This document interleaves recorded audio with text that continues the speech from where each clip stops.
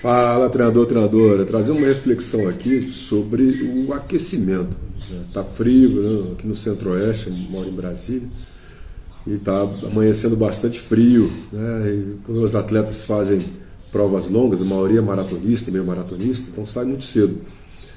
E como é que é esse sistema de aquecimento, né? Falar um pouco sobre como aquecer para a atividade física. Então você acordou ali, né? Você tomou um café da manhã, geralmente é o indicado, e aí existe já uma diferença, né, de fluxo sanguíneo. Então quando você toma um café da manhã, você come, o fluxo sanguíneo é direcionado para a parte central do corpo, para melhor digestão. Então a parte central ali do abdômen, né, para poder fazer estômago, o intestino, para fazer essa digestão. E é diferente para a parte periférica. E onde tem uma diferença entre essa central e a periférica, pode chegar entre a parte do abdômen, o tronco, as mãos, os pés, até o rosto, pode chegar até 5 graus de diferença a menos. Então a gente tem que aquecer, elevar essa temperatura para poder chegar na musculatura a ser usada. Então esse aumento de temperatura, né, quando você começa um aquecimento, mostra estudos mostrando que a temperatura corporal, né, e a temperatura muscular está quase a mesma. E ao momento que você vai aumentando, chegando aí até estudos mostrando 40 minutos, tem uma diferença, a muscular nunca fica tão alta, né? Então tem essa diferença mostrando. Então realmente a gente tem que elevar essa temperatura para preparar para a atividade. Pensa aí você fazendo umas repetições, um fracionado de 400, 100 metros de aceleração.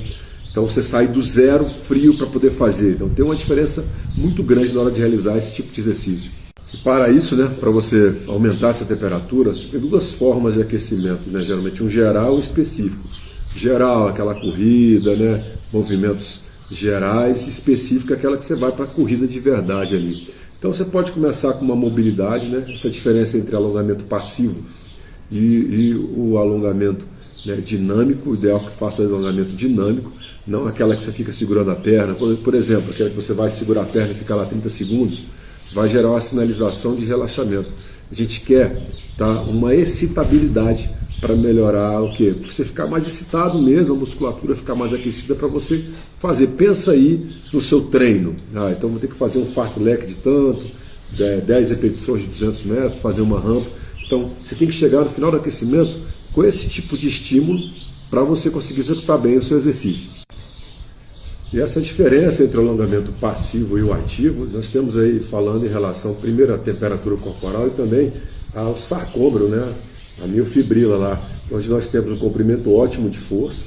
Se ela estiver muito curtada, você vai ter déficit de força. Se estiver muito alongado, o que acontece no alongamento passivo, você também tem déficit de força e pode também gerar lesão, né? Então, alguns autores colocam-se um atleta de 100 metros rasos, prova de velocidade, né? Antes da largada ele fizer o alongamento passivo, acabou a prova para ele, pra você ter ideia. Então, esse nível de excitabilidade é bom. E eu sempre lembro muito bem de alguns esportes específicos, né? Vamos fazer aí uma ilusão a outros esportes além da corrida. Eu tenho que correr leve, correr forte. No final desse aquecimento, algumas acelerações de 100 metros para começar a dar tiro na pista ou seu treino que for aí intervalado. Eu faço sempre uma comparação, né, com o voleibol. Quem já assistiu uma competição de voleibol, aquecimento, né, seleção brasileira, sei lá, outro time, eles começam com mobilidade no chão, depois vão correndo, aquela corrida leve, começam a lançar a bola, bater a bola, atacar. Como é que finaliza esse aquecimento, né? Atacando na rede, com saque, com viagem, dando porrada. Então, eles vão acelerando isso, e a mesma coisa na corrida. Então, você não vai sair do zero, levantar da cama e sair correndo. Você vai fazer essa parte de mobilidade, não vai fazer alongamento passivo, né? Tem um horário específico para isso. Tem uma regra das 6 horas, né? No mínimo, aí, uma janela de 6 horas de um trabalho forte para parte de alongamento, ou corrida e força também, tem isso. Mas o ideal é você pensar isso como se fosse no voleibol. Então, começar lento, geral, e finalizar com aquecimento mais forte, bem próximo, chegando, tocando nessa intensidade que você vai fazer o seu trabalho de corrida.